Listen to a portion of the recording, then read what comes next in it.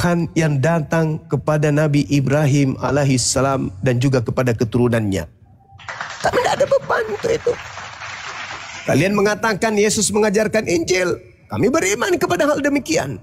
Karena kami tahu, kami paham betul, kami beriman kepada kitabullah yang diwahyukan oleh Allah kepada Nabi Isa alaihissalam. Enggak ada beban.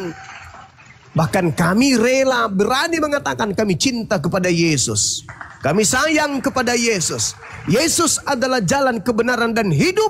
Bagi Bani Israel, mereka tidak akan sampai kepada Tuhan yang benar tanpa melalui Yesus. Berani kami mengatakan itu.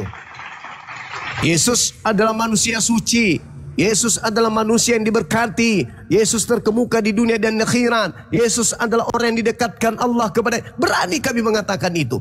Tapi ente sebagai penganut ajaran kasih yang konon ceritanya mengasihi musuh, beranikah kalian mengatakan aku cinta kepada Nabi Muhammad? Sebagai implementasi kasih mengasihi musuh, beranikah kalian? Aku takjub, aku kagum kepada Nabi Muhammad. Dia mengajarkan sebuah kitab bernama Al-Quran yang tidak pernah berubah, yang masih dilestarikan, yang masih dijaga original teksnya sampai hari ini. Beranikah kalian yang mengaku ajaran kasih mengasihi Nabi Muhammad? Berani? Tidak, kalian teori saja. Mulut kalian aja yang mengatakan kasih. Tapi kami, umat Islam, berani kami mengatakan Yesus manusia suci terkemuka dan di dunia dan di akhirat. Beliau tak tersentuh oleh kejahatan sedikit pun. Beliau adalah orang yang dikasihi oleh pencipta langit dan bumi. Beliau adalah utusan spesial untuk Bani Israel, menyelamatkan Bani Israel. Berani kami. Tak ada beban. Jadi kehadiran para apologet Islam Indonesia semata-mata untuk menyelamatkan saudara-saudara Kristen. Silakan. Ini si cantik ini, siapa beliau ini mengatakannya? Cantik, Kristen Muslim, cantik. Cantik. Ya, halo, Cantik. halo, assalamualaikum, selamat malam ya, saya Muslim. Oh, Muslim. Apa yang disampaikan Mbak Cantik? Ini Mak hostnya dari tadi.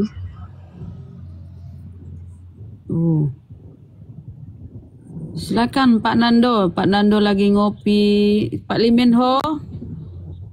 Dimikir dia mungkin Bunda. Pak Liminho. Ya Allah, aku dikeluarkan dulu. Ya, Pak Nando sudah ya? Ya, dia masih ngopi Bang, silakan. Ya, begini Bang Juma, tentang hukum Taurat. Yesus mengatakan memang bukan untuk meniadakan hukum Taurat, tetapi menggenapi hukum Taurat. Berarti hukum Taurat itu ada dalam diri Yesus, betul ya? Terus Bang, terus. Iya, jadi dan Yesus berkatakan bahwa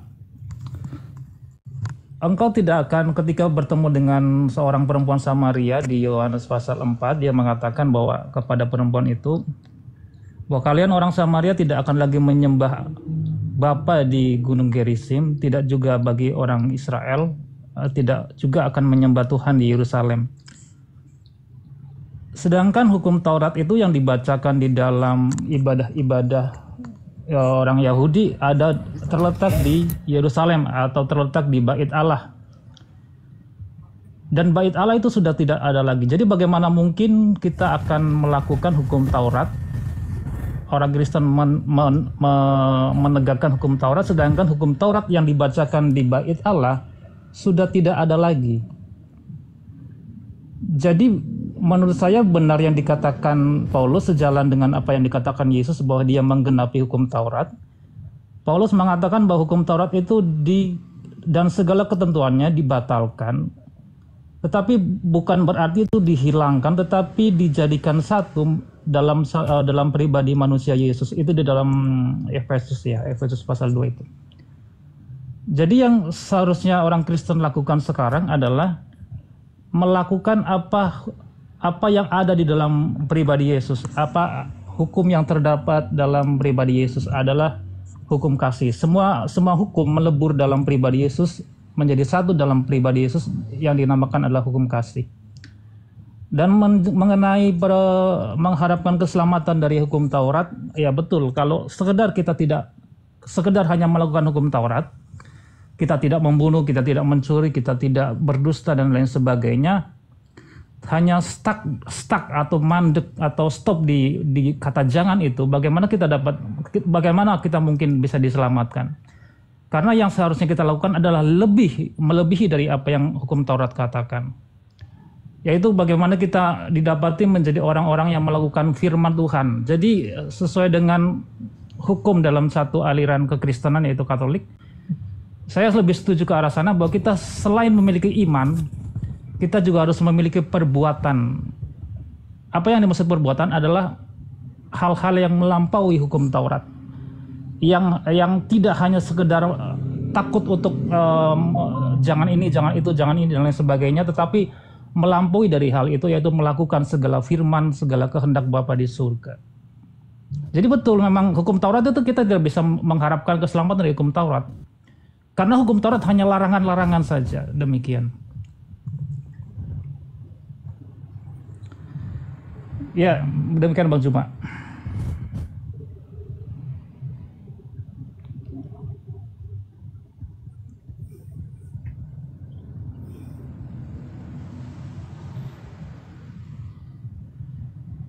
Halo? Sorry, jaringan kayaknya ya. Suara saya kedengaran nggak? Kedengaran rendah, lanjut. Oke, baik. Jadi gini, saudara. Kalian itu adalah orang yang menyibukkan diri dengan aturan-aturan yang kalian buat sendiri. Bukan dibuat oleh Tuhan. Tidak ada nabi yang diutus untuk orang Kristen.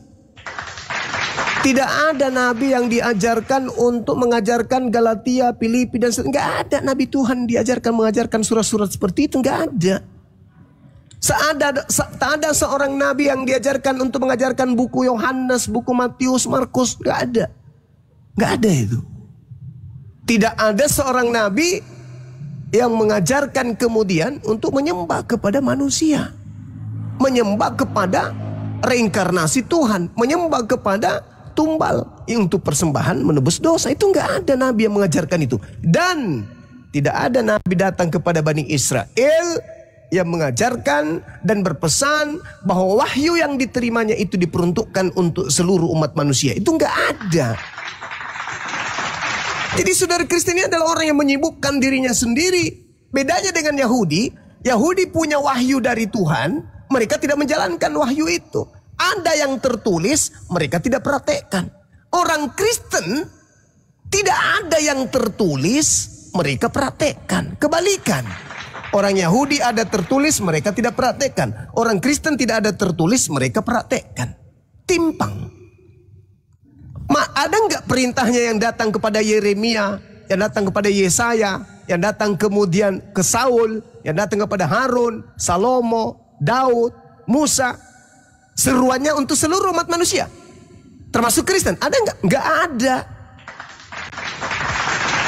Berbeda dengan Nabi Muhammad.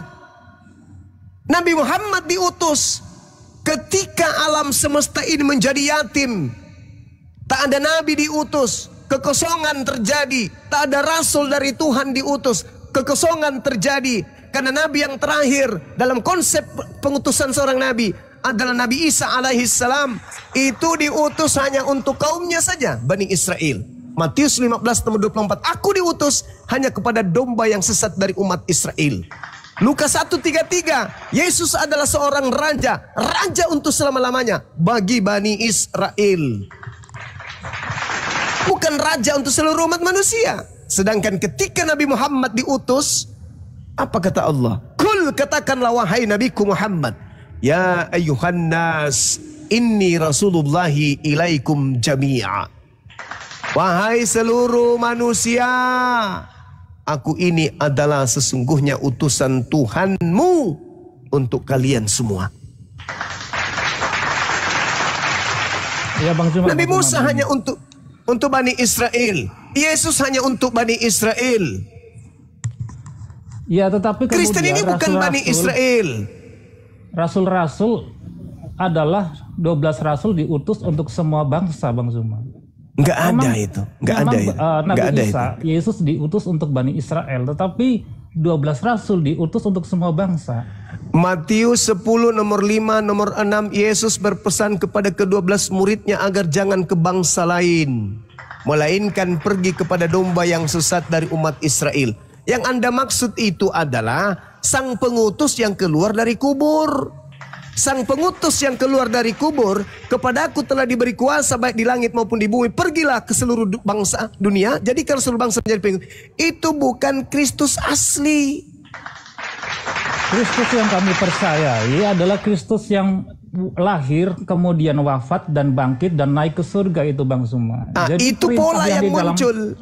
Perintah di dalam Matius pasal 28 kepada rasul-rasul untuk pergi ke seluruh penjuru dunia, itulah untuk kami orang-orang Kristen. Itu iya betul saya akui kalau itu. Tetapi yang itu bukan Yesus anak Maria. Itu Yesus palsu. Karena Yesus anak Maria tidak. Mari kita buktikan, boleh ya? Tidak mungkin dalam satu kitab mengajarkan atau menceritakan ada dua Kristus di dalam. Hei saudara, hanya ada Paulus satu cerita Kristus di dalam Injil. Paulus mengatakan di 2 Korintus 11 nomor 4 ada Yesus lain.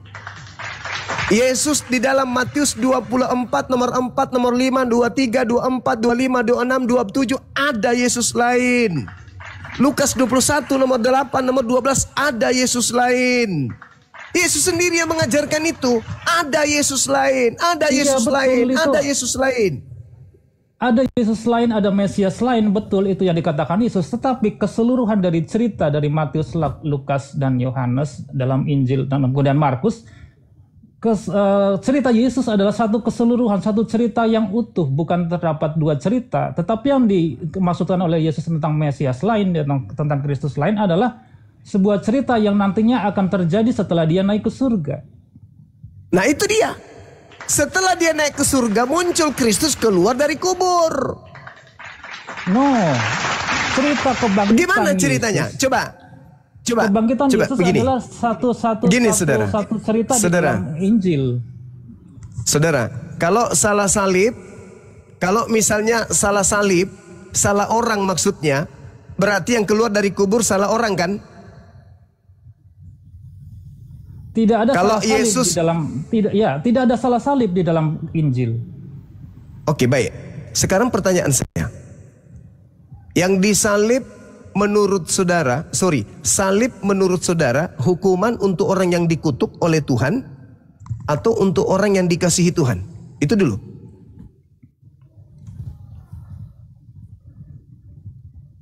Ya, ini adalah, saya tahu ini arahnya akan kemana tentang syarat-syarat orang yang layak disalib, orang yang tidak layak disalib. Tetapi itu pintar. Di dalam, ya, saya sering mendengarkan Abang Subhan. Tidak ada syarat-syarat yang harus dipenuhi di dalam cerita dalam Matius, Injil, dalam Matius, Lukas, Markus, Yohanes. Tidak ada syarat-syarat yang harus dipenuhi di situ. Loh, bagaimana ceritanya sedangkan Lukas, Markus, Matius ini bukan firman Tuhan? Itu hanya kumpulan cerita rakyat. Kitab Anda itu kumpulan cerita rakyat dari peristiwa-peristiwa yang terjadi di sekeliling, di seputar mereka, lalu disatukan oleh wartawan, dibukukan oleh wartawan, begitu pengkanonan, dijadikan sebagai kitab suci. Karena kalau ini ada yang lolos. begini, silakan. Karena kalau ada syarat-syarat tentang bagaimana seorang akan dihukum dan kemudian bagaimana disalib, Abang Zuma tentunya sering mendengar cerita tentang orang salah ditangkap, salah dihukum, salah tangkap, betul. Iya kan? Iya. Ada cerita-cerita. Anda ingin mengatakan bahwa Yesus ini salah tangkap? Kalau dikaitkan dengan cerita hukum, cerita kisah-kisah tentang masalah pidana dan lain sebagainya, ada hal-hal seperti itu yang mungkin bisa saja terjadi seperti itu, dan itu pasti terjadi memang seperti itu. Berarti salah tangkap? Salah tangkap. Nah, oke, tepuk tangan kalau begitu.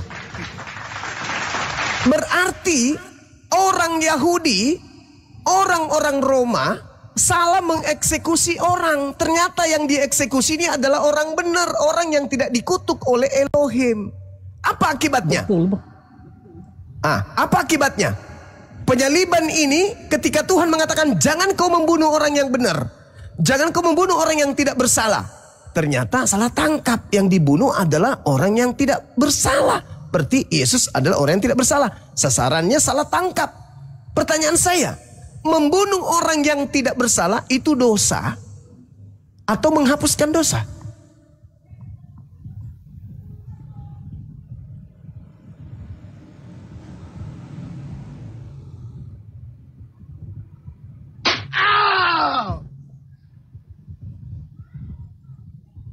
Iya, begini.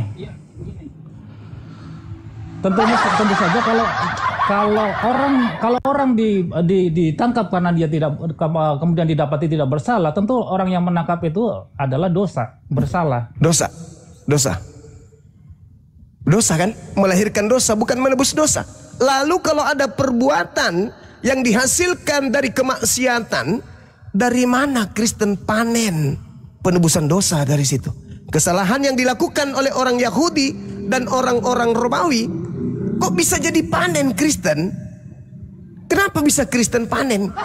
Dari kesalahan yang justru Tuhan mengatakan dalam Amsal 6 nomor 16. 6 perkara yang dibenci oleh Tuhan, bahkan 7 kekejian di dalam hatinya yang dibenci, dan itu merupakan kekejian. Apa itu? Salah satunya adalah menumpahkan darah orang yang tidak bersalah.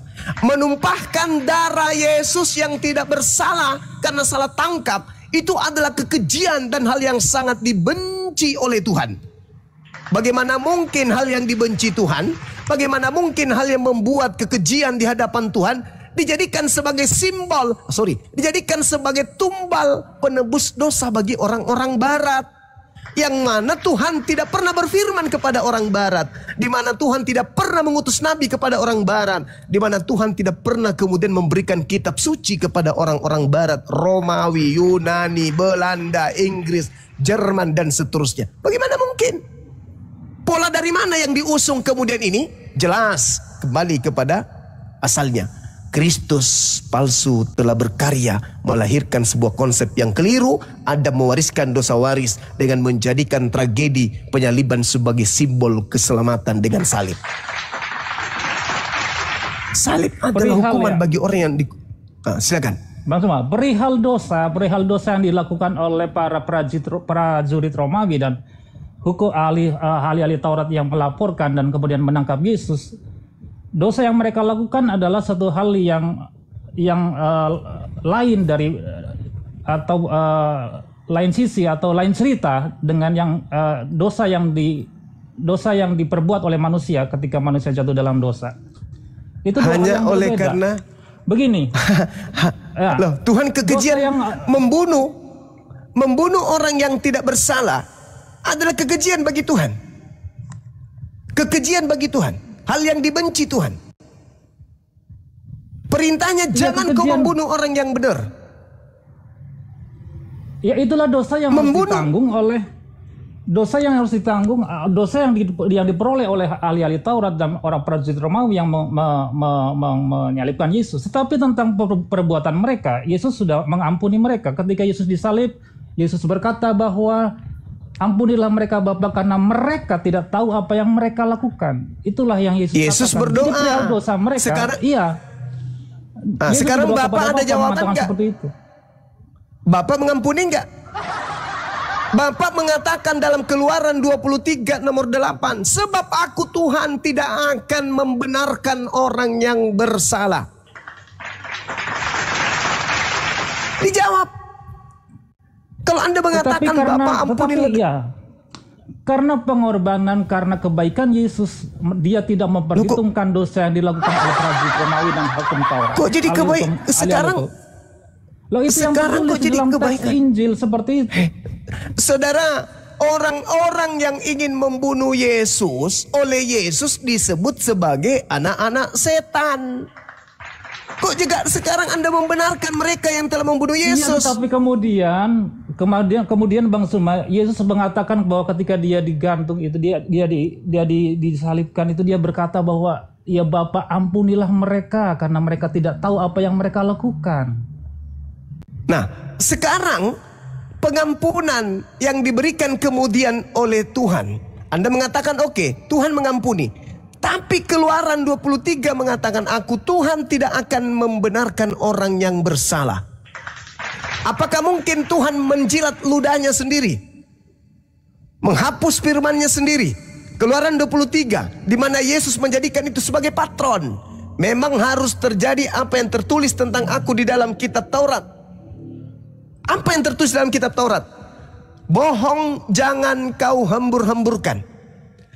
Orang yang benar dan orang yang tidak bersalah jangan kau bunuh. Sebab aku Tuhan tidak akan membenarkan orang yang bersalah. Ya, ini adalah betul sekali bahwa dosa yang seperti itu Tuhan tidak bisa membenarkan. Tetapi inilah anugerah, inilah iman yang harus kita bisa imani, kita bisa terima bahwa pengorbanan darah Yesus itu sanggup menghapuskan dosa. Seberat apapun berarti Anda ingin mengatakan dosa yang mereka lakukan. Berarti Anda ingin mengatakan bahwa iblis adalah pahlawan buat Kristen. Karena upaya penyaliban ini diprakarsai oleh iblis. Iblis merasuki Yudas.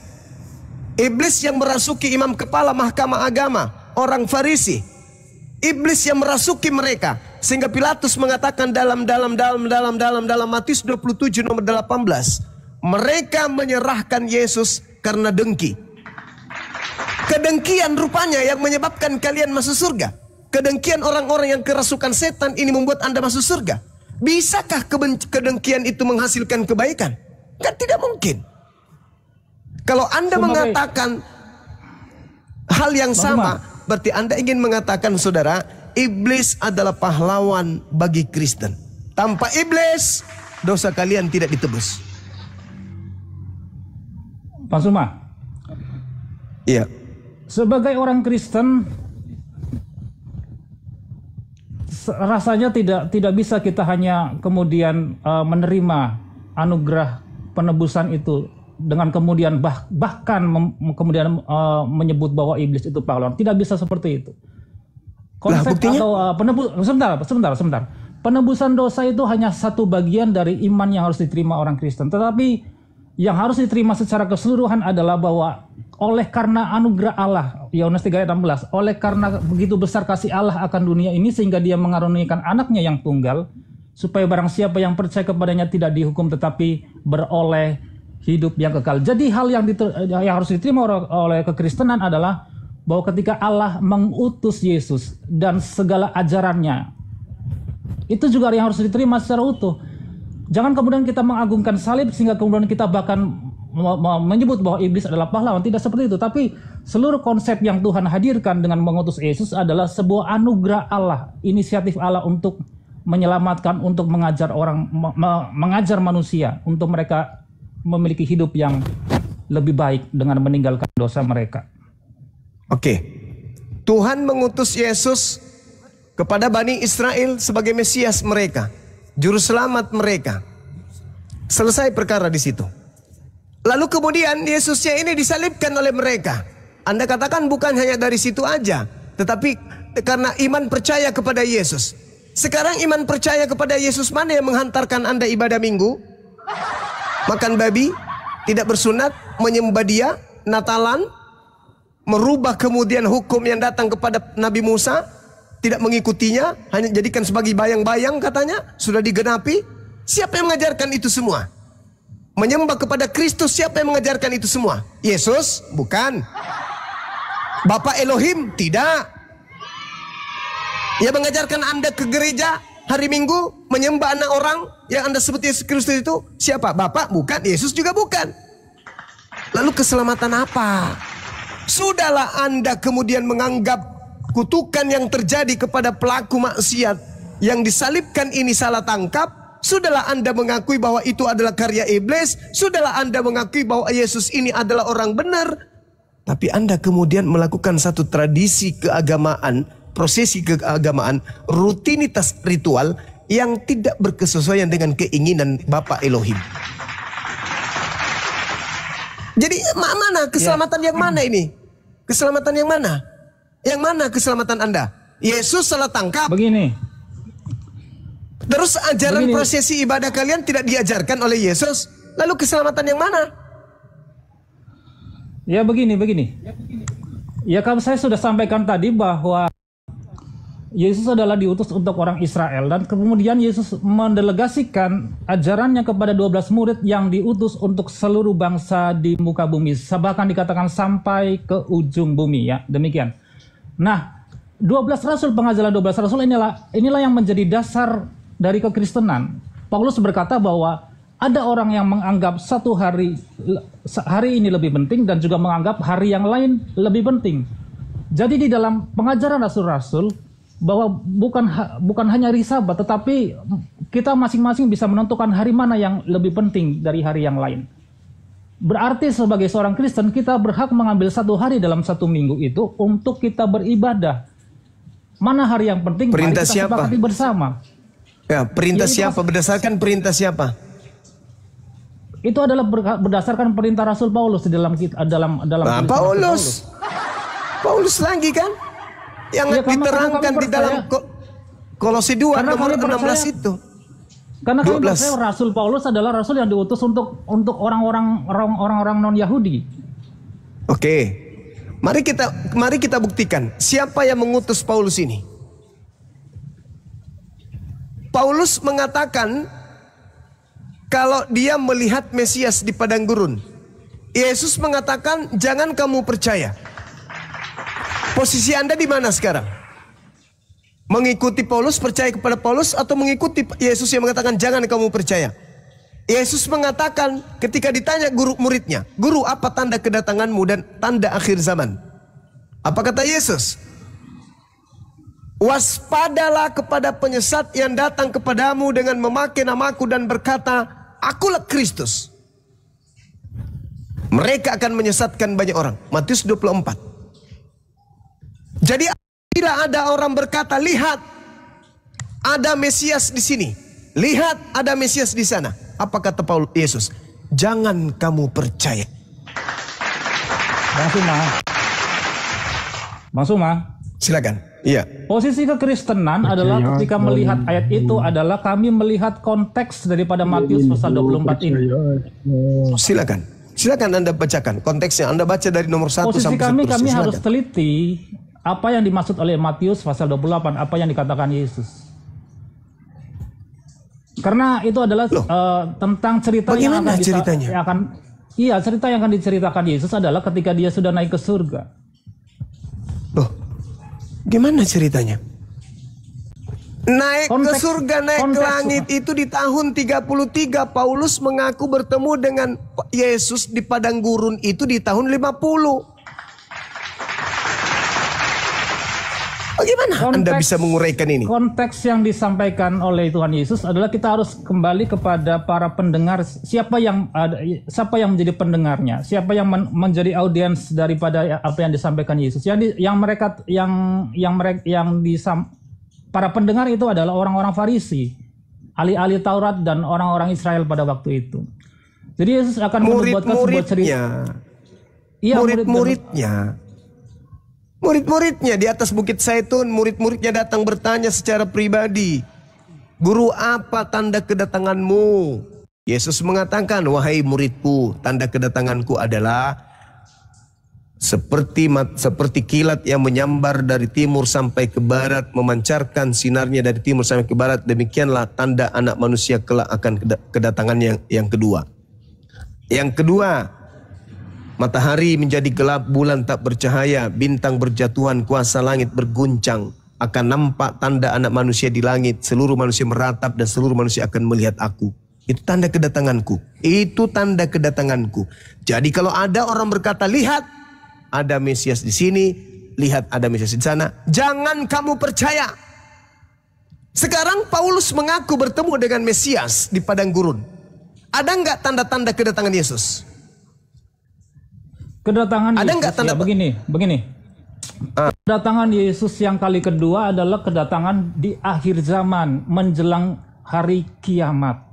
Kalau Tetapi ada yang mengaku selain daripada membawa tanda-tanda itu, kata Yesus, percaya atau jangan percaya? Oleh karena itu kita lihat waktu terjadinya. Waktu terjadi tidak. ketika Yesus menampakkan diri atau menyatakan diri kepada Paulus adalah ketika masih awal-awal dari pelayanan rasul-rasul. Bukan di hari menjelang hari kiamat. Lah, kalau aku yang datang, kapanpun itu, kalau aku yang datang, itulah hari akhir, itulah tanda kiamat. Kalau aku yang datang dibarengi dengan akhir kehidupan dunia ini. Matahari menjadi gelap, bulan tak bercahaya, bintang berjatuhan. Itu kalau aku. Tapi kalau bukan aku yang datang, mau bermiliar orang mengaku melihat aku, tapi belum kiamat, jangan kamu percaya. Iya, betul. Kalau sekali. aku yang datang, karena itu, berarti yang datang kepada Paulus ini Yesus atau bukan? Oleh karena itu, mari kita lihat apa yang sesungguhnya terjadi ketika Paulus ditemui oleh Yesus Kristus. Ada nggak tanda-tanda itu ketika aku datang? Tanda-tanda ini begini. Kalian akan mendengarkan suara dari langit dan cahaya dari langit. Ada nggak tanda-tanda itu? Nggak ada. Kalau aku yang datang, iya. Berarti perintahnya jangan percaya. Awal-awal pelayanan rasul-rasul, Pak Zum. Lah, Yesus ditanya sama muridnya. Bukan hari-hari menjelang hari akhir, bukan di hari kiamat. Saudara, bukan begitu caranya berpikir. Kan ditanya, Yesus, Guru, apa tanda kedatanganmu? Tanda kedatanganku yang ditanya nih. Tanda kedatanganku maksudnya, kalau aku yang datang, tanda-tandanya satu. Matahari menjadi gelap, bulan tak bercahaya, bintang berjatuhan, kuasa langit berguncang, akan nampak anak manusia di tengah langit. Semua manusia meratap, semua manusia akan melihat aku di langit. Itu tanda kedatanganku. Titik, bungkus, bawa pulang. Nah, sekarang kata Yesus, kalau ada yang mengaku bertemu dengan aku di padang gurun ke, di dalam bilik ke, tidak ada tanda-tanda itu. Perintah Yesusnya apa? Jangan kamu percaya. Ketika Paulus datang kepada murid Yesus, hei, kalian murid Yesus ya? Iya, kenapa? Aku bertemu dengan gurumu loh. Mereka tertawa. Tidak mungkin. Murid-murid pasti melihat matahari. Masih ada matahari. Melihat bulan, masih ada bulan. Bintang-bintang belum jatuh. Berarti yang datang ini bukan guru kami. Yang kau temui bukan guru kami. Karena itu pesan guru kami. Kalau dia datang, tanda-tanda ini akan menyertai. Yang datang kepada Paulus tidak ada tanda-tanda itu. Jangan kamu percaya. Sebab dia akan menyesatkan banyak orang. Camkanlah. Aku telah mengatakannya kepadamu terlebih dahulu. Apabila ada orang berkata ada Mesias di padang gurun, ada Mesias dalam bilik, jangan kamu percaya. Karena kalau aku yang datang, diikuti dengan tanda kiamat. Andai saja yang datang kepada Paulus itu adalah Yesus yang asli, bukan Yesus palsu, maka kita sudah tak ada di dunia. Kenapa? Sejak 2000 tahun dunia ini tutup usia. Udah kiamat. Kapan Yesus datang? Saat itu juga tamat dunia ini. Andai saja yang datang kepada Paulus itu adalah Yesus asli, ya sudah selesai.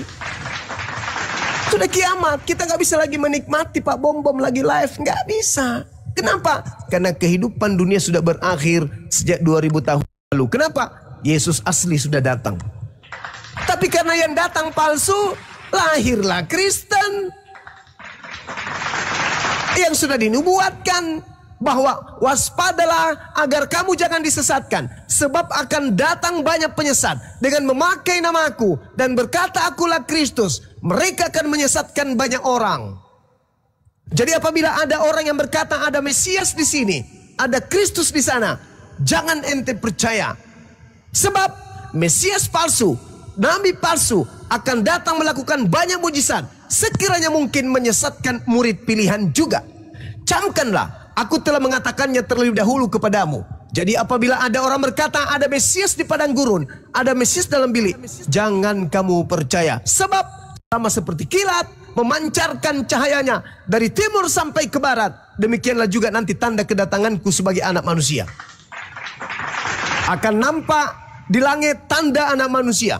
Matahari gelap, bulan tak bercahaya, bintang berjatuhan, kuasa langit akan berguncang. Dan malaikat akan meniup trompet sangkakala. Itu kalau aku yang datang. Jadi kalau ada 1000 manusia, 1.000.000 manusia mengatakan, tadi malam aku sholat loh, terus ada cahaya datang, terus dia tinggi, panjang, pakai jubah, mukanya bercahaya, dan dia mengaku Yesus. Apa kata Yesus? Jangan kau percaya. Oh, saya umroh, terus saya melihat ada Yesus di atas Ka'bah. Ngapain? Bertasbih. Lalu dia datang menyapaku, lalu mencium jidatku, makanya aku murtad. Jangan kau percaya. Itu nasihat Yesus. Sebab kalau aku yang datang, kiamat, innalillahi wa inna ilaihi raji'un. Al-Quran juga menerangkan itu. Dalam surah As-Sukruf ayat 6, jelas sekali dikatakan, 61, dikatakan begini. Apabila Yesus atau Nabi Isa datang, maka itulah tanda akhir zaman. Wa innahu la ilmul lis-sa'ah fala tamtarunna biha wattabi'un hadza siratum mustaqim. Apabila Nabi Isa yang datang, maka kiamatlah kehidupan di atas muka bumi ini. Al-Quran surah As-Sukruf ayat 61. Tapi karena yang palsu datang, tidak kiamat-kiamat. Tidak kiamat-kiamat. Bagaimana mau kiamat yang datang bukan Yesus? Yang palsu yang datang, mau 1000 yang palsu datang, kalau bukan Yesus tak akan kiamat-kiamat. Ya, silakan. Ya, buat orang-orang Kristen yang mungkin mendengarkan komal ini atau room ini, jangan tergoyahkan dengan bahwa Paulus itu bukan rasul daripada Kristus. Iya, curhat. Izin Bang. Gak boleh begitu Pak Laminho. Saya walaupun masih Katolik, saya yakinkan bahwa Paulus itu adalah penipu, pendusta. Saya yakin dan setelah membaca Kisah Para Rasul 21 ayat 21. Kalau Anda membaca Kisah Para Rasul 21 ayat 21, di situ jelas Paulus mengatakan kepada bangsa lain, di mana di bangsa Rom dia mengatakan agar jangan bersunat, menyalahi hukum Taurat, meninggalkan hukum Musa. Kemudian dia kembali ke Yerusalem dan dia disuruh untuk bertaubat. Silakan Anda baca, di situ jelas. Jadi apa yang dipaparkan Bang Juma itu benar dan betul sesuai dengan dalil. Jadi teman-teman seharusnya berterima kasih kepada Bang Juma, karena jujur kalau bukan dari apologet Muslim, dan kita seharusnya bersyukur di zaman ini, kita lahir di zaman yang modern, sehingga kita bisa berinteraksi langsung dengan orang-orang yang pintar, orang-orang yang bisa membuka mata kita, mata batin kita, mata hati kita, pikiran kita dari tidur panjang yang selama ini kita tidak pernah belajar Bible, yang ternyata telah banyak hal yang tidak kita pahami ya, dan kita hanya hidup dengan iman buta. Jadi saya berterima kasih kepada Bang Juma. Ada teman-teman saya 6 orang, nanti mungkin sedikit lagi kami akan sama-sama menghadap untuk bersyahadat ya Bang Juma ya. Dan mereka sudah percaya dan kami melihat apa yang disampaikan oleh Bang Juma itu. Allahu Akbar, Allahu Akbar. Saya hanya menahan untuk bersyahadat karena saya ingin menjadi teman-teman saya lain yang saya amati, mau membuka hatinya, mau menerima kebenaran, agar sama-sama kita menuju ke pintu kebenaran. Terima kasih banyak Bang Juma. Seharusnya kita berterima kasih. Terima kasih saudara, Masya Allah. Menolak. Baik. Terima kasih Bang Juma. Saat ini saya sedang mempelajari buku Sirah Nabawiyah. Ya, jujur setelah 50% saya membaca buku Sirah Nabawiyah, yang selama ini pandangan kami terhadap Nabi Muhammad, beliau begitu luar biasa ya. Di mana di masa kecil saja dia sudah dipercaya, bahkan dia dijuluki sebagai Al-Amin ya. Gimana dia begitu sangat dipercaya oleh kaumnya pada saat itu. Kemudian dari kecil dia yatim piatu, dibesarkan oleh kakeknya. Setelah wafat kakeknya dibesarkan lagi oleh pamannya Abu Thalib, dan kemudian dia hijrah ke Madinah dan membangun sebuah itu Masjid Nabawi. Luar biasa buat baru saya baca baru 50%. Masya Allah. Saya sudah mengalir dan saya bergeleng-geleng kepala. Kalau umat Kristen memang tidak mengerti dan tidak mengenali Nabi Muhammad, sehingga mereka seperti itu Bang Juma. Jujur kalau Nabi Muhammad dengan Paulus itu ibarat langit dan bumi. Langit dan bumi jauh terbalik Bang Juma. Jujur. Terima kasih banyak Bang Juma. Masya Allah. Muhammad. Iya. Jadi kami kira-kira ada sekitar 7 orang nanti Bang Juma. Setelah Amin. kami selesai membaca Insyaallah. buku Sirah Nabawiyah, kami akan bersyahadat ya. Terima kasih banyak Bang Juma. Amin. Oleh karena Sama-sama Bang. ya kerja keras dan juga ketulusan hati Bang Juma yang sudah, dan teman-teman semua ya yang sudah sangat dengan luar biasa dengan ikhlas menolong kami ya, yang selama ini tidur panjang. Teman saya ini jangan menutup diri, saya hanya nasihatin dia ya, karena sesungguhnya kami juga Katolik ya, kami tahu seperti apa Katolik dan bagaimana kami dari kecil ya tidak mengenali, tidak disuruh atau diwajibkan untuk mempelajari Bible, yang ternyata di Bible itu banyak sekali bertolak belakang kontradiksi yang kami dapatkan. Di situ pertanyaan kami pun tidak dapat dijawab oleh guru-guru agama kami, bahkan frater pun. Sekian, terima kasih Bang Juma, selamat malam. Masya Allah. Selamat malam, Masya Allah. Keren Bang, keren Bang, keren. Siap. Bang. Terima kasih. Subhanallah. Wih, Saya merinding izin saya. turun Bang Juma. Terima kasih. Ya, Masya makasih Allah. saudara, sehat Terima terus. kasih, Bang. La ilaha illallah Iya. Muhammad Rasulullah. Nah, itu dengar Lee Min Ho. Ada satu lagi, ini mungkin Krishna. Krishna mau ngomong Krishna. Ayo Krishna. Yuk bisa yuk. Jangan mau dicurhatin sama Pak Lee Min Ho. Ayo Krishna ngomong deh. Yuk tadi. Ayo. Nandos itu kenapa Nandos tenggelam? Terguncang ya Pak Nandos. Ish, memang Dia cari-cari bug mau nge-report dari tadi nggak bisa rungkat-rungkat ini gimana ceritanya?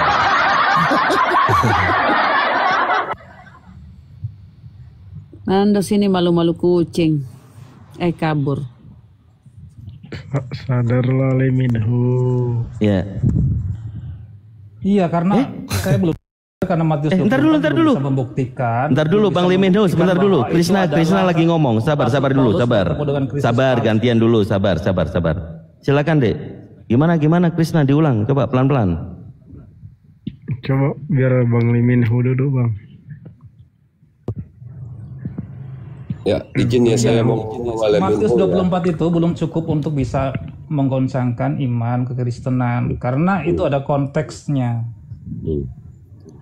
Gini Ya, Lee Min karena Ho. kalau seandainya itu adalah pesan kepada murid-murid, bukan kepada khalayak umum, itu mungkin rasul-rasul akan waspada kepada Paulus. Tetapi itu adalah pesan kepada khalayak umum, bukan kepada rasul-rasul. Waduh. Coba Anda baca nomor 3-nya di Matius 24 itu. Apakah kepada seluruh khalayak banyak atau kepada muridnya saja? Karena kalau kepada muridnya saja kita dapati banyak cerita bagaimana ketika Yesus ingin secara pribadi berkata kepada murid-muridnya, Yesus kemudian mengajak mereka ke tempat yang sunyi, ke tempat yang khusus untuk menyampaikan pesan yang khusus kepada mereka. Di Bukit Zaitun. Baca nomor satunya coba. Ini banyak khalayak ramai, ini banyak orang, ada orang Farisi, ada ahli Taurat, ada murid-murid. Jadi ini pesan untuk orang kebanyakan Mas Zuma. Tidak ada, sekarang nggak ada orang Farisi di situ. Ketika Orang Yesus Farisi ada duduk, banyak.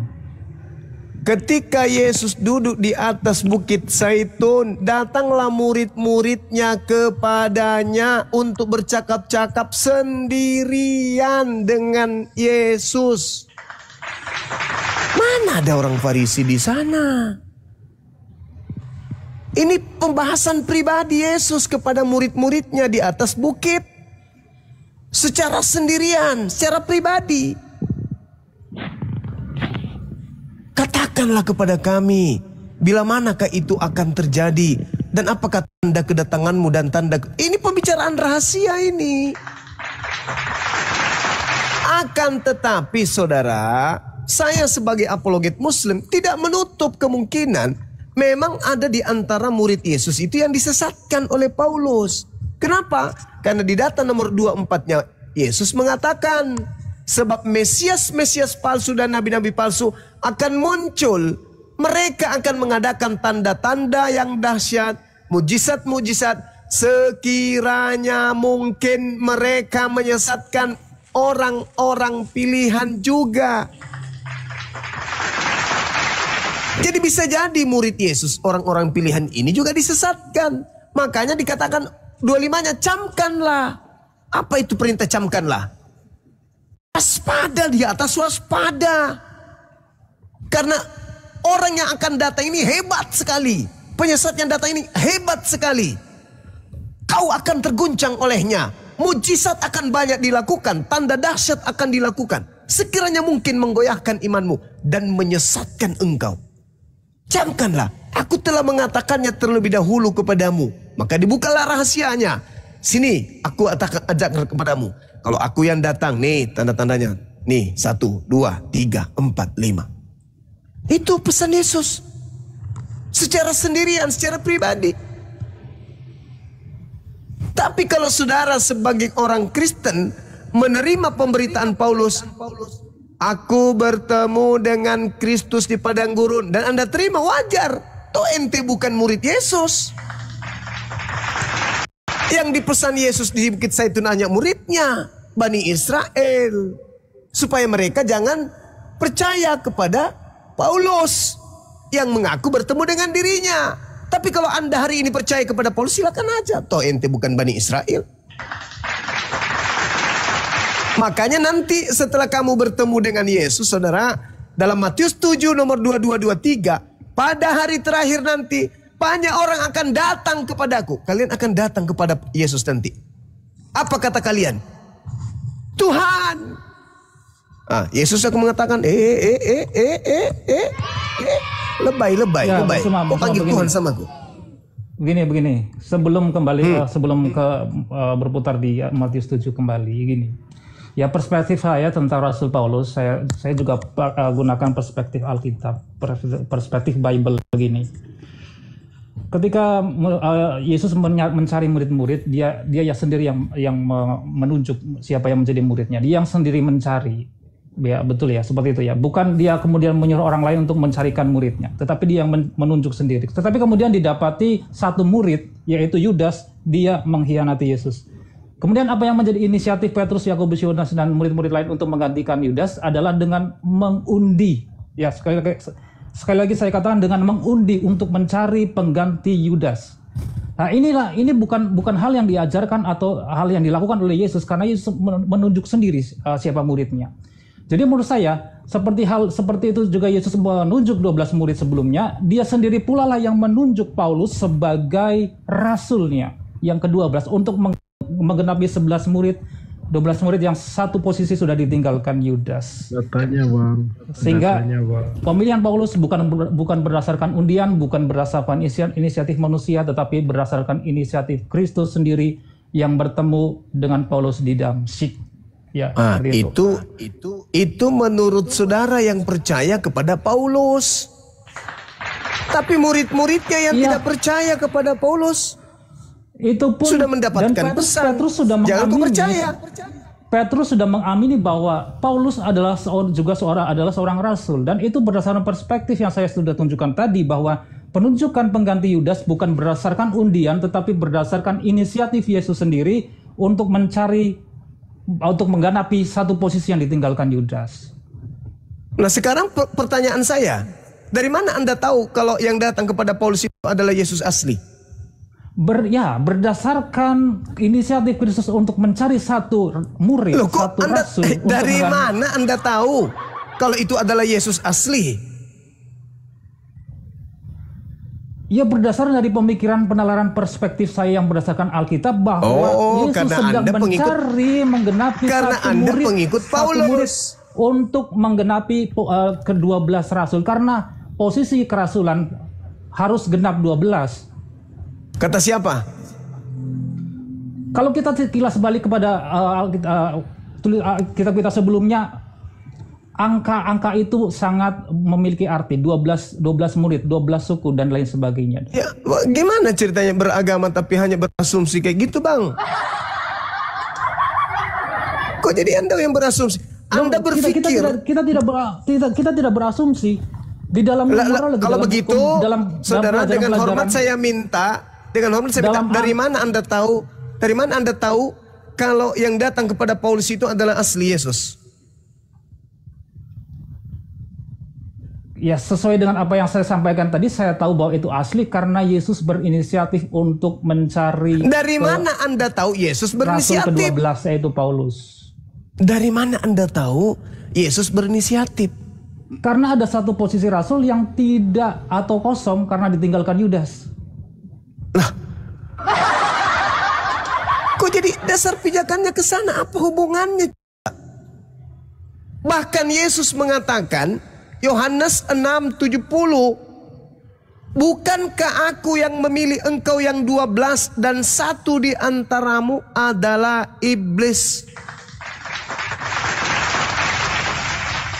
Lantas di mana Paulus ini dipilih? Mana dalilnya?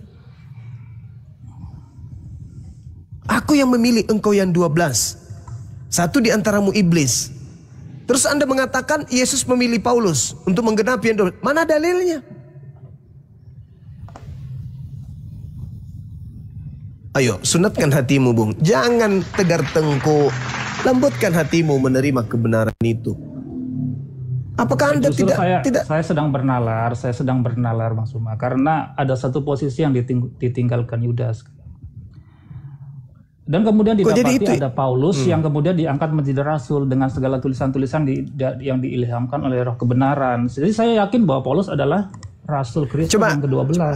Coba Anda tunjukkan kepada saya di mana Paulus mengatakan dia menerima pengilhaman dari Roh kebenaran. Di mana tertulis itu pengakuan Paulus? Itu banyak. Ya, mungkin saya enggak. Ya silakan. Satu saja. Ada. Ada banyak. Satu saja. Satu saja. Ya, kalau kita terlihat ya, Bang Suma mungkin cukup baca mungkin di pembuka atau di kata-kata pembuka dari setiap surat yang ditulis kepada jemaat-jemaat. Itu sering dia menyebut bahwa dia adalah rasul yang diutus oleh Kristus, mempunyai penghilaman Roh Kudus dan lain sebagainya. Ya, kita baca di dalam kata-kata pembuka di dalam setiap surat Paulus, demikian. Iya, dia mengatakan dari Rasul Paulus, dari Rasul Paulus, contoh misalnya di dalam Galatia 1. Kalau kita lihat di dalam Galatia 1 ini, dia tidak pernah mengatakan bahwa dia menerima wahyu dari Roh kebenaran atau Roh Kudus atau Roh penghibur. Enggak. Dari Paulus, seorang rasul bukan karena manusia, bukan karena seorang manusia, melainkan oleh Yesus Kristus dan Theos, Bapa yang telah membangkitkan dia di antara orang mati. Itu pengakuan Paulus kan? Dari Paulus seorang rasul bukan karena manusia, tetapi dari Yesus Kristus. Sejak kapan Yesus ini bukan manusia? Bukankah di dalam 2 Yohanes 1 nomor 7, siapakah penyesat itu? Bukankah dia yang pergi ke seluruh dunia yang tidak mengaku Yesus Kristus datang sebagai manusia? Itulah antikristus, itulah penyesatnya. Nah, ini Paulus mengaku Yesus bukan manusia, datang sebagai bukan manusia, berarti dia penyesat.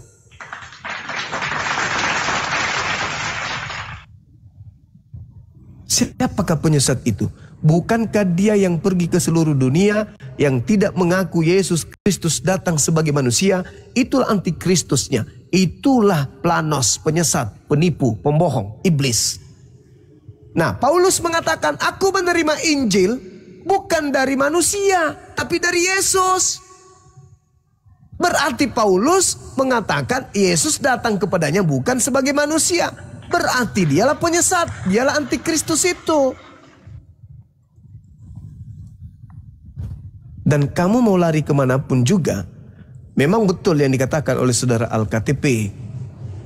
Coba, dia mengajarkan orang makan babi, dia mengajarkan orang tidak bersunat. Tapi ketika dia kembali ke Yerusalem, dia mengakui dosa-dosanya. Malah dia bertobat dari mengajarkan agama Kristen. Kisah Para Rasul 21 nomor 15 sampai nomor 26. Kalau Paulus aja bertobat dari mengajarkan agama Kristen, kenapa kalian tidak?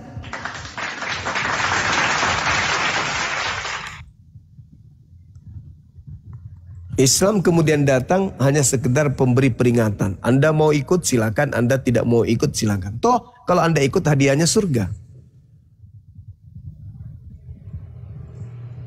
Begitu saudaraku. Saya kira Bang Handi bisa lanjutkan. Nadito,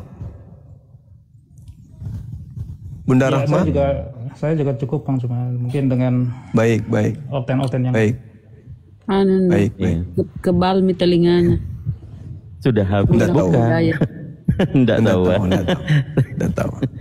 Hidayah itu urusan Allah, bukan urusan kita. Cuma saya mau nanya Bang, di Yohanes 8:40 itu maksudnya apa itu Bang? Biar jadi gimana? Juga tahu ini Bang. Apa? Di Yohanes 8:40. Yohanes 8 nomor 40. Mati Mija. Itu terkait dengan kemarahan Yesus terhadap orang-orang yang ingin menangkap dia. Dia mengatakan bahwasanya tetapi yang kamu kerjakan adalah berusaha membunuh aku. Aku seorang yang menyatakan kebenaran kepadamu, yaitu kebenaran yang kudengar dari Tuhan. Pekerjaan demikian tidak dikerjakan oleh Abraham. Kamu mengerjakan pekerjaan bapakmu sendiri. Kata mereka, bapak kami bukan seorang pesina. Kata Yesus, kalau Elohim adalah bapakmu, kamu akan mengasihi aku. Kamu tidak mungkin membunuh aku. Sebab aku keluar dan datang dari Elohim. Dan aku datang bukan atas keinginanku sendiri, melainkan karena dia yang telah mengutus aku. Jadi orang yang membunuh Yesus, orang yang ingin membunuh Yesus adalah orang yang bapaknya iblis. Bapaknya iblis. Bentar, Reminho, saya nanya sama Bang Zuma di luar dari konteks ya. Ternyata Bang Zuma menjawab itu kurang lebih dari 3 detik. Ini Bang Zuma ini sebenarnya Islam apa Kristen, kita mesti tahu nih. Kenapa? Dia menguasai Bible Anda. Harusnya Anda malu sama Bang Zuma ini. Ya, kalau berdasarkan apa yang dikatakan tadi Bang Zuma, bahwa orang Islam seharusnya mencintai Yesus, mengasihi Yesus, ya dia adalah seorang Kristen. Saya yakin itu. Siapa yang mau jadi Kristen? Saya nggak mau jadi Kristen, Bang. Loh, Anda kan tanya tadi Bang Zuma sih Kristen apa bukan? Ya kan dia sudah mengakui sendiri bahwa kalau seharusnya orang Islam yang memang mencintai Yesus, mengasihi Yesus, berarti dia adalah seorang Kristen. Ya banyak orang-orang Islam mualaf yang mengatakan bahwa kalau Islam itu adalah nyinggung saya ini, saya mualaf ini disinggung ini. Saya disinggung ini. Izin guru ndak Bang Zuma, Bangku sayang, Masya Allah luar biasa. Karena tadi izinnya Bang Handi ya. Oh Bang Handi, monggo Bang Handi silakan dulu. Silakan Bang Handi. Beliau ada sesuatu yang penting kayaknya. Ayo Kanda. Menurut ini saya barusan dapat informasi dari Burundi gitu ya. Jadi menurut undang-undang yang berlaku di Burundi, orang yang mempergunakan akalnya itu diekstradisi dari Burundi gitu. Jadi di sana memang orang itu tidak pakai akal, imani saja. Itu undang-undang dari Burundi. Makasih. bahasanya bisa bahasanya. Aduh ya Allah, Muslim, Allah Akbar. Oke, saya sedikit summary ya.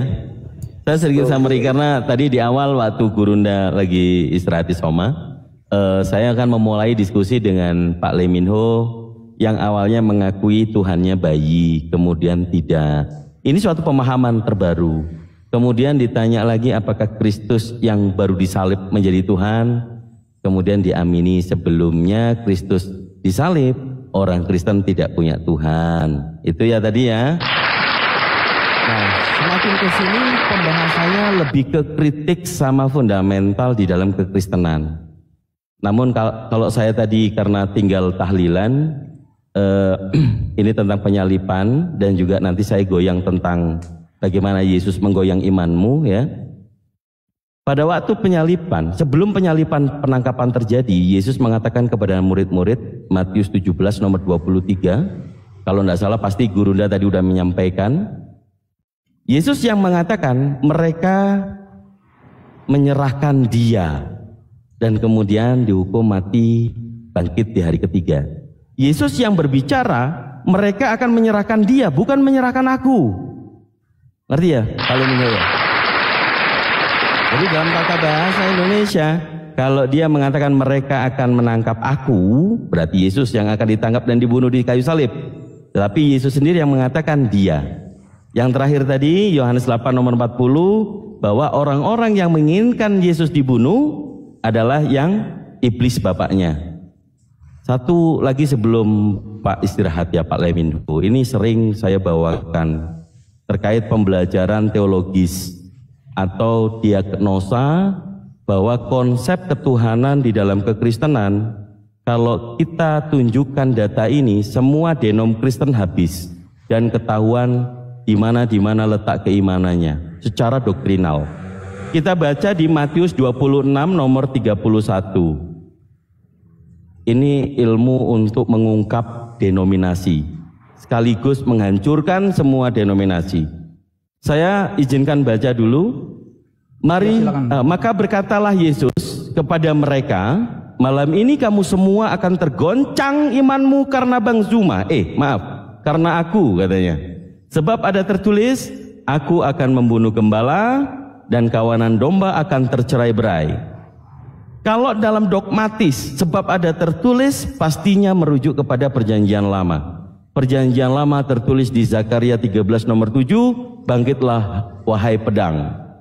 Kalau ini diungkap, orang Trinitas atau Tritunggal akan mengatakan aku itu Bapa, yang menjadi korban dibunuh adalah Yesus. Bapa akan membunuh Yesus dan murid-murid semuanya akan tercerai-berai. Tapi ingat, iblis adalah pembunuh manusia sejak semula. Apakah Bapa itu pembunuh? Tidak. Maka di sini letak Yesus mengatakan kepada para murid, malam ini kalian semua akan tergoncang imanmu karena aku, karena iblis akan membunuh Yesus, tetapi Yesusnya tidak terbunuh dan tidak tersalib. Kenapa? Karena semua 4 gospel hanya dugaan. Tidak ada penulis itu menjadi saksi mata dan menuliskan sesuai dengan kesaksiannya, mereka ada di TKP. Jadi ini kalau memang mau goyang iman orang Kristen seperti Pak Leminho, penyalipan itu fiktif, Pak. Tidak ada di dalam Bible menjelaskan penulis itu ada di lokasi, di tempat, bahkan yang mendengarkan Eli lama sabahtani, orangnya sopo, rumahnya mana, namanya siapa, tidak ada. Jadi tidak ada penyalipan, tidak ada Kristen, ya. Itu aja dari saya, silakan saya kembalikan bahan di Guru Allah, ya, saya langsung jawab sekarang Kang Dito, nanti saya mohon untuk urungkat. Begini, ya memang masalah penyalipan adalah banyak sekali penafsiran, adalah masalah penafsiran ya. Di dalam teman-teman saya Muslim pun itu adalah tafsiran. Bahkan beberapa ustadz atau mungkin ulama dari Mesir bahkan di tahun 1900 berapa saya lupa, saya nonton videonya, bahkan ada juga yang menafsirkan bahwa Nabi Isa atau Yesus itu wafat juga. Nah, itu semua penafsiran. Cuma ya saya tetap iman kepada penyalipan atau penebusan dosa. Tetapi sekali lagi itu bukan satu doktrin yang hanya untuk diimani saja. Ada banyak doktrin lain yang harus kita lakukan, harus kita aplikasikan dalam hidup kita sehari-hari. Bukan hanya sekedar penebusan dan kemudian kita merasa aman, kita merasa diselamatkan. Itu terlalu naif, terlalu bodoh. Ya seperti itu Kang Dito, saya jawab. Makasih. Padahal saya nggak bertanya tadi ya. Tapi nggak apa-apa, itu tandanya Pak Lee Min Ho masih beriman dengan apa yang diimani ya. Tapi ada banyak ilmu tadi ya. Ingat, jangan menuhankan bayi. Tuhan Anda bukan bayi, betul? Supaya tidak ada tuh lagi nyanyian timang, timang, Tuhanku sayang. Oke ya, itu poinnya. Ya, jangan pula dibilang nanti orang Kristen sebelum Yesus disalib semuanya ateis, tidak tahu Tuhan kan? Itu aja udah banyak. Pak Lee Min Ho, senang diskusi dengan Anda, tidak tantrum, tidak tidak mengedepankan nafsu atau teriak-teriakan. Nah itu saya rasa perlu dicontoh untuk saudara-saudara Kristen. Beliau dari tadi satu orang di sini atau banyak orang, kami semuanya diam.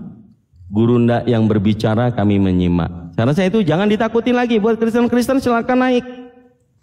Kalian berbeda dengan kita. Kalau kita ke tempat kalian, jangan-jangan. Oke, Bang Andi mau masuk lagi, silakan. Kang Dito, satu lagi, Kang Dito bisa gak jelasin sama saya Yohanes 19 ayat ke-4 sampai ke-7 Kang Dito. Itu yang saya lihat kayaknya ada 2 Yesus deh Kang.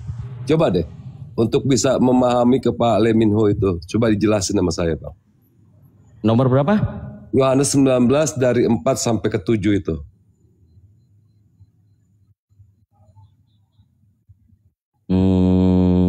Yang tentang masalah Yesus dipakaikan mahkota duri, jubah ungu. Lalu ada Pilatus datang lagi ke dalam pengadilan itu. Nah itu maksudnya gimana itu Bang? Oh, saya juga bingung. Jadi ada Yesus, Bang Leminho, Yesus sudah diantar, Yesus sudah keluar nih bersama dengan Pilatus. Tidak dikisahkan si Yesus ini masuk, tapi sudah ada Yesus di dalam. Yesus sudah ada di dalam, padahal dia tadi keluar. Ini saya bacain ya, Bang Leminho ya. Saya bacain ya. Ya silakan. Lalu Pilatus mengambil Yesus dan menyuruh orang-orang menyesah dia. Prajurit-prajurit menganyam sebuah mahkota duri dan menaruhnya di atas kepalanya. Mereka memakai dia jubah ungu, artinya Yesus pakai jubah ungu dan menggunakan mahkota duri. Dan sambil maju ke depan, mereka berkata, "Salam hai Raja orang Yahudi." Lalu mereka menampar mukanya. Jadi Yesus ditampar nih Bang. Pilatus keluar lagi dan berkata kepada mereka, "Lihatlah, aku membawa dia keluar kepada kamu, supaya kamu tahu bahwa aku tidak mendapati kesalahan apapun padanya." Lalu Yesus keluar bermahkota duri. Ingat nih, Yesus bermahkota duri di ayat yang kelima. Lalu Yesus keluar bermahkota duri dan berjubah ungu. Maka kata Pilatus kepada mereka, "Lihatlah manusia itu." Yang keenam, ketika imam-imam kepala dan penjaga-penjaga itu melihat dia, berteriaklah mereka, "Salibkan dia, salibkan dia." Kata Pilatus kepada mereka, "Ambil dia dan salibkan dia, sebab aku tidak mendapati kesalahan apapun padanya." Ayat yang ke-7, jawab orang-orang Yahudi itu kepadanya, "Kami mempunyai hukum dan menurut hukum itu ia harus mati, sebab ia menganggap dirinya sebagai anak Allah." Oke, yang ke-8 perhatiin nih Bang Leminho. Ketika Pilatus mendengar perkataan itu bertambah takutlah ia. Yang ke-9, lalu nih poinnya nih, lalu ia masuk pula ke dalam gedung pengadilan dan berkata kepada Yesus, "Dari manakah asalmu?" Tetapi Yesus tidak menjawab, memberi jawab kepadanya. Yang saya mau tanya, Yesus yang ada di luar yang minta disalibkan berjubah ungu dan bermahkota duri, kenapa kok udah ada lagi Yesus yang ada di dalam pengadilan? Yang saya mau tanya, ada berapa Yesus di sini sebenarnya? Bang Leminho silakan untuk menjelaskan ayat ini, karena saya jujur aja Bang, karena abang seorang Kristen, di Matius pasal 28 ayat ke-19 dan 20, "Maka pergilah kamu ke segala bangsa dan baptislah mereka dengan nama Bapa, Allah dan Roh Kudus." Lalu di ayat yang ke-20, "Ajarkanlah kepada mereka sebagaimana yang telah kuajarkan kepadamu, sebab engkau akan kusertai sampai akhir zaman." Ingat itu Bang. Abang diperintahkan oleh Yesus untuk datang ke komal-komal Islam untuk mengajarkan kami agar kami bisa menyembah Yesus. Ajarin kami Bang.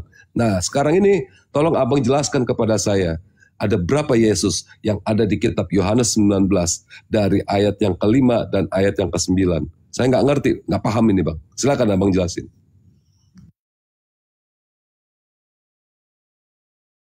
Silakan Bang Leminho.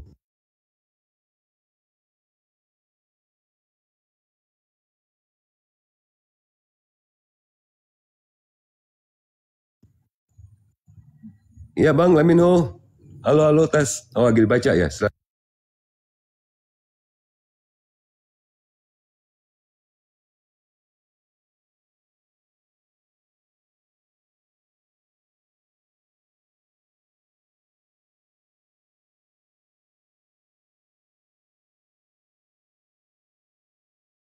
Aduh, kalau baca dibaca aja Bang.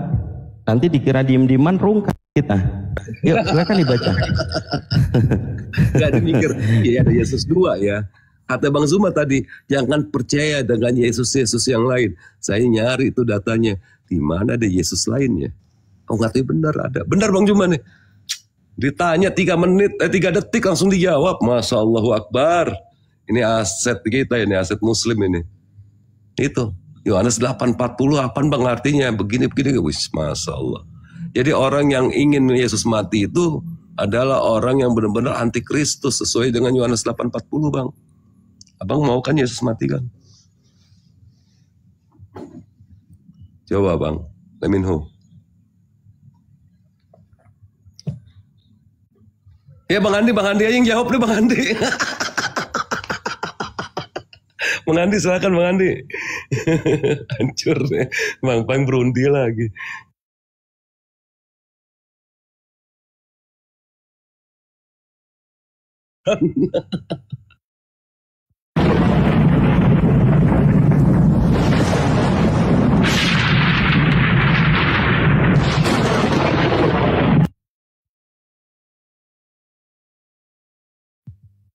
Gimana itu? Siapa sih namanya nih? Leminho. Iya. Dia kemiut dia gimana tuh Leminho? Pingsan bang. Takutnya pingsan bang. Salon. Leminho, salon. Ayolah, mikirlah bro.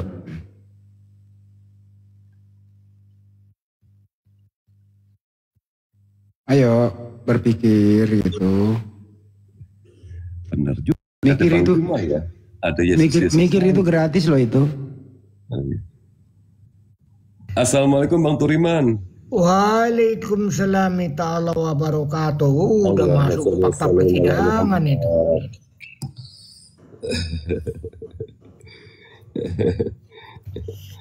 Bang Andi, saya nanya loh Bang, saya nggak mau tanggung jawab Bang, kenapa Leminho.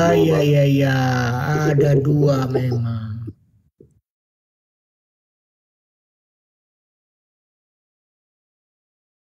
Ini bagusnya dikasih suara kebenaran lagi nih. Ya enggak? Suara kebenaran ya? Iya, siap. Suara kebenaran.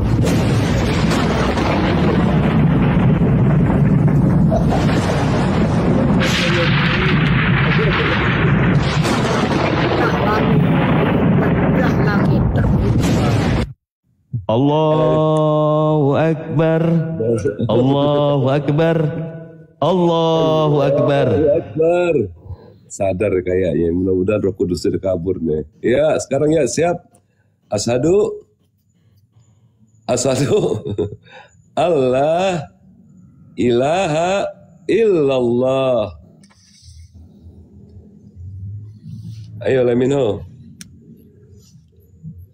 Awas kena petir lu Bang, nanti Bang. Pingsan nampaknya. Oh, mau dikasih yang beneran kali, ada Yesus Barabas itu, Matius 27. Aduh, memang ya. Jadi gimana ini? Gara-gara Bang Juma makanya keluar tuh ide-ide itu, Masya Allah. Ini bener-bener Bang Juma nih.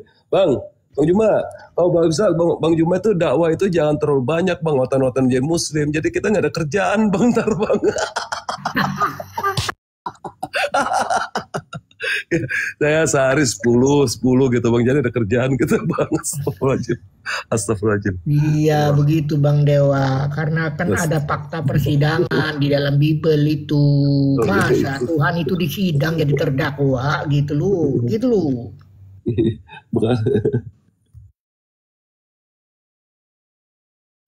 Dikasih jubah siapa?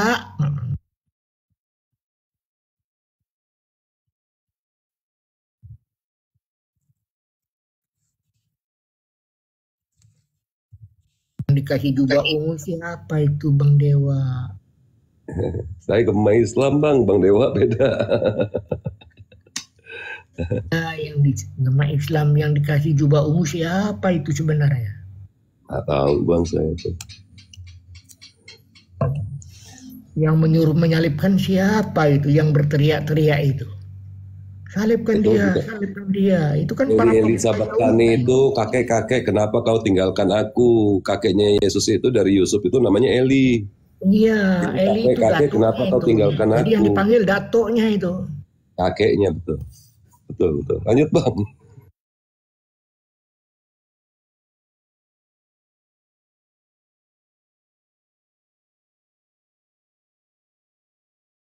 Ini kalau diem-dieman saya kasih suara kebenaran lagi loh. Bang Leminho nggak jadi turun. Asal Bang, ini mah aduh. Bang Blender ya, Blender jangan dinaikin ya. Hancur komal, berantakan piring dilemparin sama dia. Blender, mana Blender nih? Nggak ada.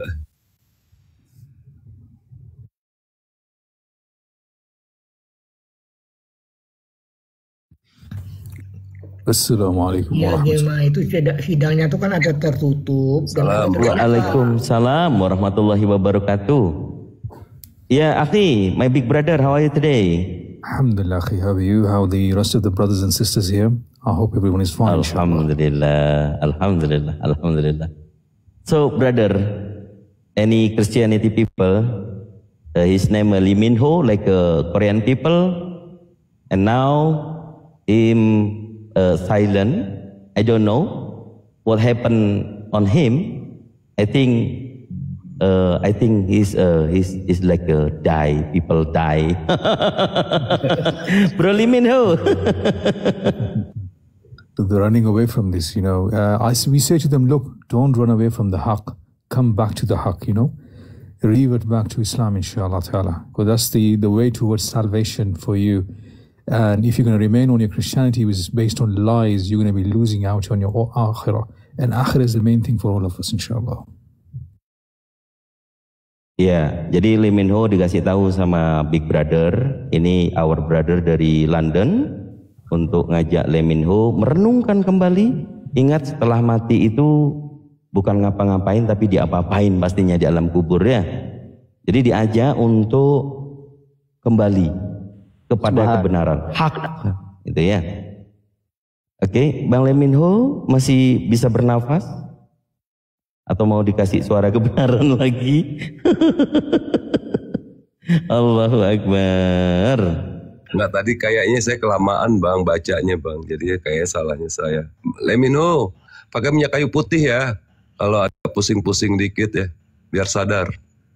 Ya, minyak kayu putih, taruh di hidung.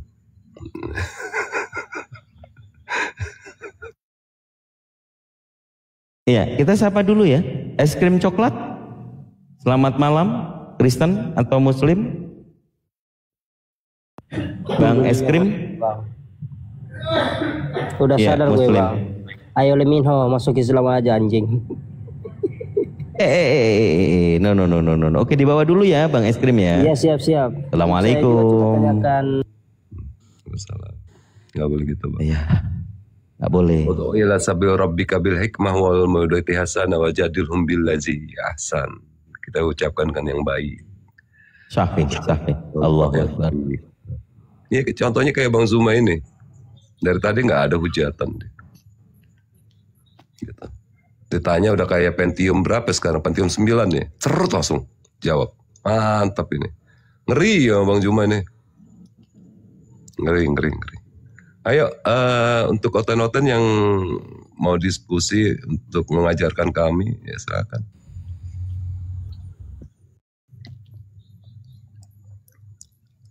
Ya, akhi, my big brother, maybe any quote or advice from you to our friend in here? Yeah, just akhi, you know, like we said, alhamdulillah, Allah subhanahu wa ta'ala has blessed us all. That He's granted us Islam, you know, and we ask Allah subhanahu wa ta'ala for the same for everyone, inshallah. We ask these Christians, you know, and the non-Muslims, you know, come here and listen to us. What we are saying to you, we know that it makes sense for you. Why? Because Allah subhanahu wa ta'ala from His blessings has blessed you with fitrah. And we are here to connect you with the fitrah, inshallah. We're not here to take you away from something, rather bring you back to your asal. You know what is your asal? Your asal is Islam, inshallah. Masya Allah, Allah Akbar. Gak perlu saya translate ya. Saya juga bingung. Maklumlah makan. Ya, tapi minimal ajakan. Ya, ajakan untuk saudara-saudara Kristen. Kami semuanya di sini bukan untuk menyerang kalian, tetapi Al-Quran kami mengajarkan kami untuk memberitahukan kepada kalian bahwa Al-Quran adalah petunjuk, Al-Quran adalah peringatan bagaimana kita semuanya manusia untuk kembali kepada fitrah kita, yaitu beragama Islam. Sebagaimana kita dilahirkan tidak ada tahu sama sekali dan kita semuanya sama-sama terlahir telanjang, tidak bawa apa-apa dan tidak tahu apa-apa. Maka kita ajak kalian semuanya merenung, bukan berarti bayi yang nggak tahu apa-apa kemudian dituhankan ya, Pak Lee Min Ho ya. Nanti dinyanyiin lagi tuh. Anakku sayang. Oh, mungkin Gurunda kayaknya lebih betul ini. Gurunda, Bang. Ya, jadi poin kesimpulan itu pada satu titik memang secara apa namanya ya, nggak dipikirkan. Tahu-tahu muncul inspirasi keluar album ya. Anakku sayang yang adalah Tuhanku sendiri gitu ya. Jadi maksudnya Big Brother itu supaya umat manusia ini kembali lagi blessing to fitrah. Jadi kembali lagi untuk kembali ke fitrah kita manusia. Manusia itu kita harus menyatakan bahwa Allah itu cuma ada satu-satunya Tuhan. Lalu tidak ada lagi Tuhan yang lain selain dari Dia. Itu fitrah kita. Kalau Tuhan ada 2 atau 3, maka terjadilah kehancuran dunia ini. Ya, jadi coba kita gunakan akal pikiran kita menurut Bang Big Brother ini supaya kita itu bisa memahami makna hidup kita, bagaimana kita menggunakan akal kita sebagai manusia.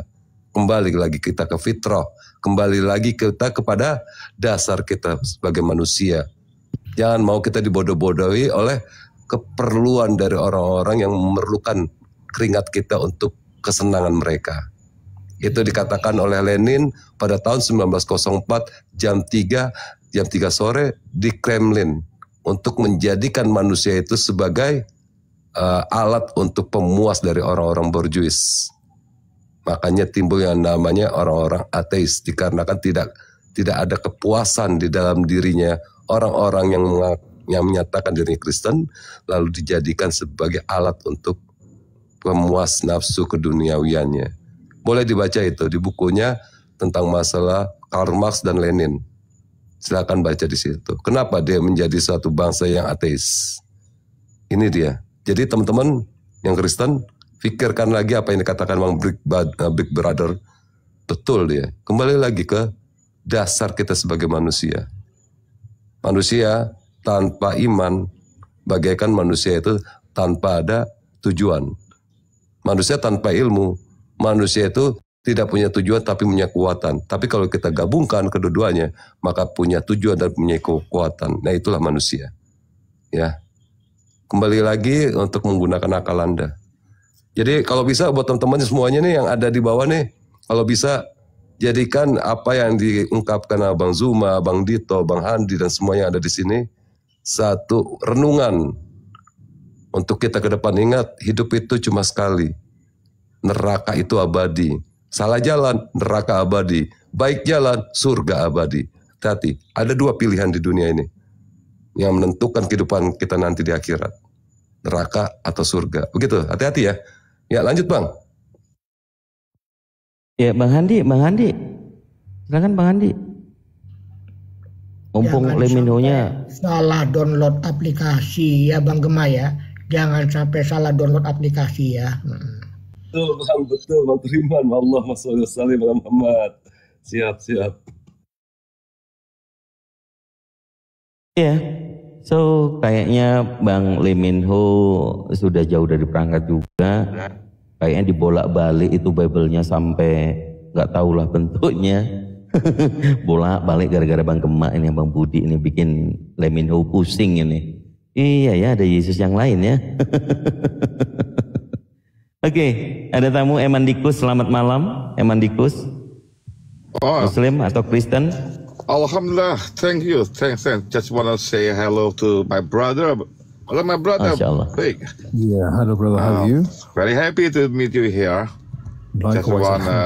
Just want to say hello, and then I just want to bring you one spot in the English departing room there about insulting Islam from mine. There is a big problem for me about belief in sense or reason. I mean, reasoning in belief. In Christianity, I asked them, can you prove me that there is no syncretism, no blah blah blah. Ya, maybe ya Pak Emandikus boleh saya moderatorin Wait a minute, my big brother ya. Ya, saya moderatorin dulu. Bang Emandikus mungkin bisa ditanya karena kami di sini kadang kan ada misunderstanding. Kalau ternyata hanya di Indonesia yang membedakan Yesus dengan Nabi Isa alaihissalam. Mungkin bisa disampaikan atau interaksi dengan Big Brother, memberikan keilmuan kepada kita semuanya. Apakah Nabi Isa alaihissalam, son of Mary, itu same person with Jesus Christ in UK or in Europe? Silakan. Correct. That's right. Jadi untuk teman-teman memang ada perbedaan. Kalau saya waktu itu sering ditanya dalam debating, apakah Yesus dan Isa adalah satu personal yang sama? Saya kalau itu selalu menjawab dengan satu person beda versi. Itulah tugas you apologete, membuktikan you pilih Yesus yang mana. Which one of the Jesus you wanted? You want to be a God or be man? Jadi saya kalau ditanya seperti itu selalu menjawab mana yang benar, apakah Yesus itu sama dengan Isa? Ya, satu orang, beda versi fiktif, atau yang fake, atau yang the real Jesus, the real Yesus, Yeshua Mashiach. So maybe my brother has another reason that to prove us, untuk memberikan kesaksian bahwa Jesus is Isa or not. Thank you, brother. Please give me your... Go ahead, brother. There's only one Jesus. There is only one Isa, which is the prophet or messenger of Allah subhanahu wa ta'ala. But the problem is this, my brother. To understand this, and especially to make an Ottoman understand this, we have to tell them you shouldn't be 100% banke and 100% gila. Because if you're in that mindset, you can't understand what we're trying to say to you, okay? So what we are saying to you, that there is only one personality. He was a messenger who was revealed by Allah subhanahu wa ta'ala, okay? And his name is Isa alayhi salam. So no matter what name you call him from, he was just a manusia and a messenger. He wasn't God. And he never proclaimed to be the creator of God within the Bible either, okay? That's the reason why we say to them, what you have in terms of your own belief, it doesn't make sense to you anyway. Why? Because if you look at a man, a human being, a manusia, who is dependent, let's say he was dependent on his mother, he was dependent completely on everything that there's there in terms of a human being dependent upon, okay? So, and he himself within the Bible says, I of my own self can do nothing, along these lines. And he's been referred to as a messenger within the Bible, okay? So we say to them, look, if you actually want to know who Jesus was, you have to look at it from perspective of Islam, inshallah, and there was only one personality. Yes, brother. Yeah, okay, Pak Emandukes, maybe you can translate it. Ya, jadi beliau tetap bersaksi bahwa ada satu person, Jesus maupun Isa, hanya satu person, seperti yang saya katakan juga, hanya beda versi, beda cerita. Maka apologet Islam, apologet Kristen harus bisa membuktikan dengan pakai apa? Logic, critical text, manuscript, history, and anything that you have. Seperti di sebelah tadi ada Bang Aldi sama Bang Theo sedang berdiskusi dari manuskrip. So, seperti Bang Zuma bilang tadi, ada dua Kristus. There are two Christ, but I think more than two Christ in Christianity. So which one, the real Christ, mana Kristus yang asli, Kristus yang palsu? Jadi saya berikan konklusi tadi, tidak jauh beda jawaban saya dengan Bang Brother, Big Brother. Hanya ada satu sosok manusia yang disebut Yesus, Isa, cuma beda versi. So, any question? Thank you.